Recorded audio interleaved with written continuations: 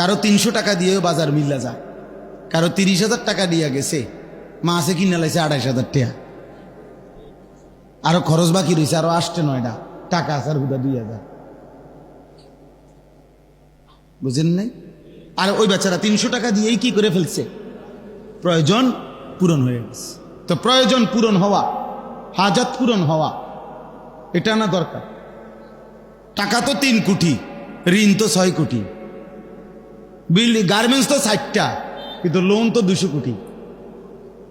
আমার কথা কয় না? হাজার হাজার বড় লোক, লক্ষ লক্ষ কোটিপতি এই দেশে, এই সমাজে হাসে কিস্তিতে, কাশে কিস্তিতে, হাঁটে কিস্তিতে, তার গাড়ি, তার ঘর, তার আসবাব, তার বাড়ি, তার বিল্ডিং, তার রুম, তার বাথরুম, তার টাইলস, তার হাসি কাশি সব লোনের উপরে, কিস্তির উপরে, কিস্তির উপরে, সব কিছু, সব কিছু, সব কিস্তি, সবে কিস্তি, সব কিস্তির উপরে। হারামখোর, হারামখোর কোনোদিন তৃপ্ত হয় না।